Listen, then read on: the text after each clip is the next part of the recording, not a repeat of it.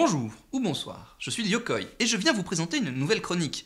Nous connaissons tous pas mal d'univers passionnants qui nous font rêver, mais la plupart ont connu beaucoup d'adaptations sur beaucoup de supports et il est parfois compliqué de faire la part des choses. Et je suis là pour vous aider à mieux les connaître.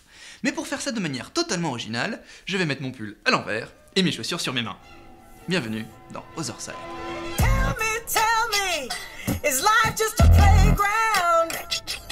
Think you're the real deal, honey, and someone will always look out for you. Salut!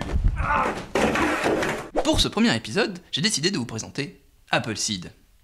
C'était cool le pull! Beaucoup ont découvert l'univers d'Appleseed grâce au film de 2004. Le film est techniquement très réussi pour l'époque. C'est la première fois qu'on utilise du cel shading à un tel niveau de fluidité. Les décors sont très détaillés et les vues de grand angle sont magnifiques. Le film se veut très photoréaliste sur ce point, et en 2004, avouez, c'est du beau travail. L'intégralité de cette œuvre se repose sur deux personnages principaux, Briareos et Donan. Quoi? Donan Knut est une femme qui sort en partie des standards des récits que l'on connaît. C'est une combattante aguerrie, efficace, et une fille censée être particulièrement attachante, quoique un peu fragile.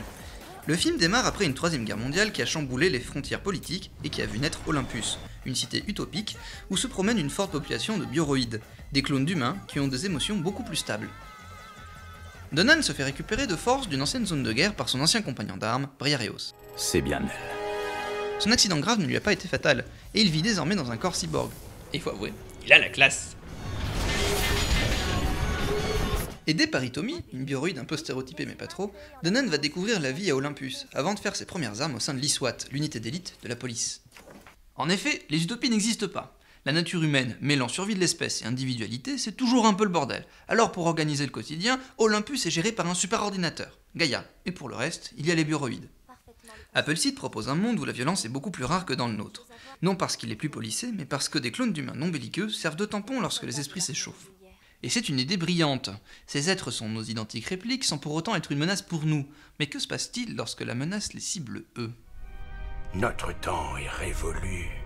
L'heure est venue pour l'homme de se retirer. Et nous ne voulons pas que notre planète disparaisse. Nous n'avons d'autre choix que de la laisser aux mains des bioroïdes. Nous allons refermer le livre de l'histoire de l'humanité. Le premier vrai problème qu'a ce film, c'est que les explications sont toujours issues des mêmes personnages assez relous. Et il y a un deuxième point qui me fait tilter, Briareos est un putain de mufle. Silencieux, incisif, distant, cette interprétation du héros laisse un peu sur sa faim. Et cela est un peu dommage pour un personnage qui dispose d'un énorme potentiel charismatique.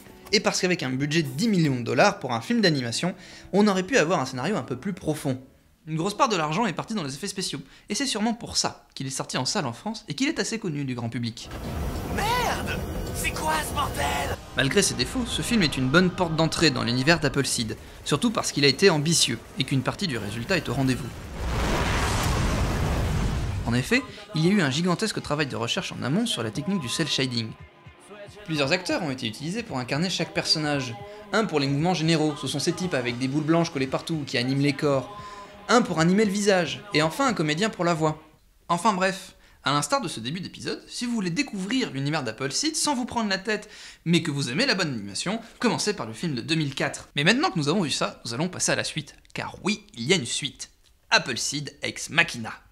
Sorti en 2007 au Japon et directement en DVD chez nous, il fait suite à l'histoire du premier. Nous y découvrons mieux la relation entre Donan et Briareos, et... Oh putain, cette scène d'intro est géniale! Qui l'a fait? Oh putain, c'est John Woo!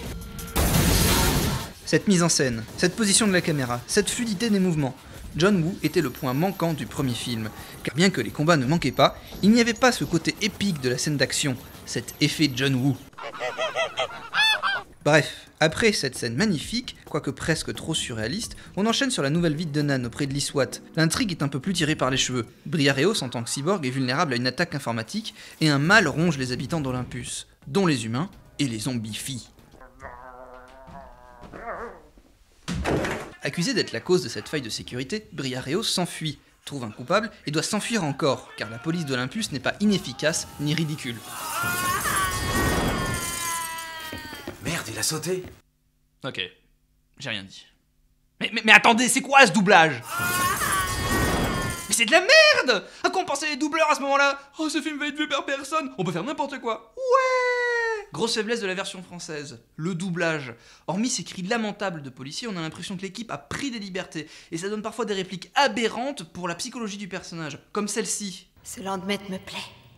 S'il n'était pas rose, il me plairait aussi. Vous le sentez pas là, le putain de cliché de merde? Oh, c'est une fille, c'est rose pour elle. Mais vous avez compris quoi de Donan, les gars? Revoyez votre premier film, et puis rose quoi, merde. Que fout un Landmate rose dans une escouade de combat? Bon, plutôt que de perdre du temps avec ça, je vais vous parler un peu plus de la technologie de ce film. D'abord, il se déroule toujours en motion capture. L'équipe qui a travaillé dessus est à peu près la même que celle du premier film, mais avec un budget triple.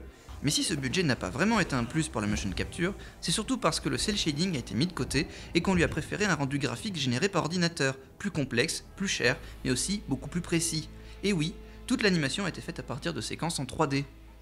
Cela dit, le scénario est plus simple que dans le premier opus, les rebondissements plus alambiqués, et on dirait que Donan se demande ce qu'elle fout là, tellement sa puissance guerrière est amoindrie. Et puis il y a l'introduction d'un nouveau personnage, qui me fait bondir à chaque fois que je le vois, Tereus. Pour vous la faire courte, c'est un bioroïde dont une bonne partie de l'ADN vient de Briareos. En gros, c'est son clone, en chair et en os. Et ce qui est dommage, c'est que le personnage est intéressant malgré ça, notamment dans cette scène. Là, il représente le passé de Briareos. Je tiens à vous préciser que Briareos, dans l'œuvre originale, c'est ça. Et il n'y a même pas de cohérence avec la carrure qu'il avait dans le film précédent. Ça vous embouche un coin, hein? Briareos est africain. Et une autre chose que vous ne savez peut-être pas, Donan a une mère africaine aussi. Et là vous vous dites que je raconte que des conneries. Ce qui est en partie vrai. Et seulement en partie. Car à l'origine de ces deux films se trouve Appleseed, un manga dessiné par un certain Masamune Shirow, 24 ans, en 1985 et terminé en 1989. Et ce type est un génie. Il a 24 ans. Bon, en soi, c'est pas un exploit, j'ai eu 24 ans aussi. Mais qu'est-ce qui fait qu'en 1985, un type aussi jeune te fasse des couvertures de cette qualité, des décors de cette précision, des personnages hauts en couleur, le tout dans un univers de science-fiction extrêmement cohérent et d'une profondeur rarement égalée. Et encore, tout le génie de cette œuvre tient surtout du fait qu'il présente tout ça presque exclusivement en trait de vie. Donan et Briareos sont des pros de la guerre, certes, mais ils ont des défauts. Plein. Hitomi n'est pas une simple bioroïde niaise, mais une femme qui se bat pour ses valeurs, et l'on découvre que pas mal de personnages secondaires sont beaucoup plus drôles, profonds et attachants. J'avoue que j'encense un peu le manga, mais sa lecture est un vrai plaisir. Olympus y est montré dans toute sa variété, on y croise des humains venus de tous les horizons de la Terre, et je pense d'ailleurs que cette œuvre est en avance sur son temps, encore aujourd'hui. Masamune Shirow fait preuve d'un grand questionnement sur l'humanité et sur l'homme en général, que ce soit sur son corps et sur son esprit. Et ces traits courbes qui rendent ces personnages magnifiques ne sont pas utilisés pour le fan service. Prenons l'exemple des scènes de douche. Il y en a quelques-unes durant ces 5 tomes, mais aucune n'est là que pour le plaisir des yeux. On y remarque la dureté de la vie de Donan, imprimée sur son corps. Ces scènes sont aussi importantes, car elles sont synonymes de détente. C'est ainsi que les héros en profitent pour parler un peu d'eux, comme le ferait n'importe qui dans ce même état d'esprit. Les personnages principaux sont aussi traités avec minutie. Donan est suspicieuse, aux aguets, et elle met du temps pour rentrer dans sa nouvelle vie. Par contre, sa relation avec Briareos c'est clair. Ils sont en couple, point. Pas de questionnement, pas de gnangnan, juste l'essentiel. Donan aime le mettre dans des situations bizarres pour le faire sortir de ses gonds, car son calme quasi-impérial l'embête un peu. Pourtant, leur confiance mutuelle est sans limite. Difficile pour chacun de vivre l'un sans l'autre, et même de combattre dans des unités différentes. Peu de faits ne sont pas explicables, tant le souci du détail de l'auteur est porté à son paroxysme. Résultat, c'est bien joué. Une science-fiction réaliste et précise, établie sur un quotidien détaillé et vraisemblable, et des réflexions à tout bout de champ sur l'humanité, la technologie, l'avenir et l'amour. Le seul petit défaut que l'on peut trouver à ce manga, c'est sa version française. En effet, son édition actuelle est ancienne, et sa traduction manque parfois de précision. Honnêtement, Appleseed mérite une nouvelle traduction, et une édition complète. Car oui, il manque un tome. En fait, la publication française a été un peu bordélique. Les 4 tomes sont bien sortis. Le premier artbook a été édité en tant que tome 5. Et le 6ème, donc, lui, n'a jamais fait l'objet d'une traduction. Pour l'avoir, il vous faudra aller le prendre en anglais. C'est ce petit livre appelé Appleseed Hypernote.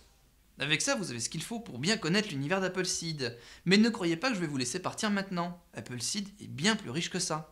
En effet, en 1988, durant la parution du manga, est produit un OAV par Bandai. Cet unique épisode sort en France en 1994 en VHS, puis plus tard en DVD. C'est une production très succincte, le budget est faible et les effets spéciaux sont cheap, même pour l'époque. Malgré tout, il y a une volonté de respect de l'univers de Shirow. Les Landmates ont le bon design, on retrouve la plupart des véhicules en cohérence avec leur version sur papier. Nous sommes ici en plein milieu de la vie intégrée dans Olympus de Donan et Briareos. Eh regardez, voilà Donan et Briareos. Attendez. Et ils se sont trompés? Briareos. Quoi? Oh j'ai mal. Bon, à part ces quelques inepties, cette version respecte les personnages originaux, principaux comme secondaires. On a donc une adaptation fidèle à l'univers faite en 1988. Enfin, presque fidèle. Les Japonais de l'époque ne savent pas écrire en latin, apparemment. La question est pourquoi cela n'a jamais été repris depuis. On pourrait en faire une série. L'histoire et l'univers d'Apple Seed sont taillés pour une série. Mais attends, il y a une série ? Le 30 mars 2008 est présenté au Tokyo International Anime Fair Apple Seed Genesis. Un projet de 26 épisodes, discuté depuis 2005, juste après le premier film. L'effet d'annonce a été tel que des gens l'attendent encore, cette série. Malheureusement, en pleine période de pré-production, paf ! La série est annulée. Les producteurs s'entendent plus. Comme souvent, une histoire d'argent. Mais tout ne s'arrête pas là. Car oui, une série, il doit y avoir. Et rebelote. Nouveau projet en 2011. 13 épisodes en sortent. Il y a une série qui s'appelle Apple Seed 13. Bon, honnêtement, ils se sont pas foulés sur le nom.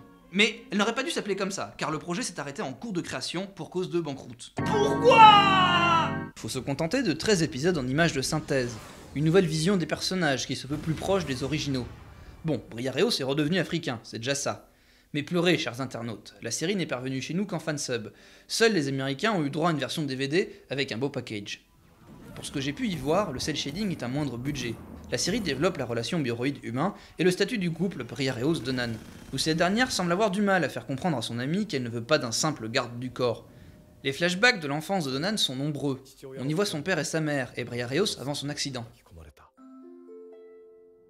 Cette série comble un peu ce que le manga n'avait qu'effleuré. Mais vu qu'elle n'est pas sortie chez nous, elle n'est malheureusement réservée qu'à ceux qui feront le premier pas. D'ailleurs, au Japon sont sortis 2 films, Tartaros et Uranos, qui sont le regroupement des épisodes de la série. Enfin, si avec tout ça vous n'êtes pas satisfait, vous pouvez toujours chercher du côté des jeux vidéo, car il y en a eu. Un sur Super Famicom, basé sur le manga, sorti uniquement au Japon. Un autre sur PlayStation 2, Apple Seed X, basé sur le film de 2004, sorti uniquement au Japon, lui aussi. Et 2 jeux en ligne, dont les serveurs n'ont jamais dépassé l'année en durée de vie, en japonais toujours. Et pour finir, un jeu de rôle papier sorti en 1988 pour les plus hardcore des fans. Ouf. Et voilà l'univers d'Apple Seed. Si j'ai décidé de vous faire découvrir ce monde, c'est parce qu'il n'a pas les mérites qu'il devrait avoir. Par exemple, l'éditeur Glénat a dit en 2009 qu'une réédition était programmée. Mais 4 ans plus tard, on l'attend toujours, de même que la traduction du dernier artbook.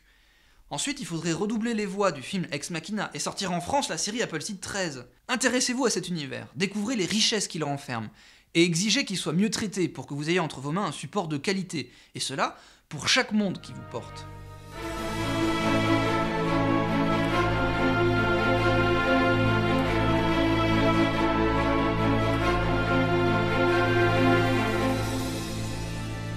Cette première chronique est terminée, et j'espère qu'elle vous a plu.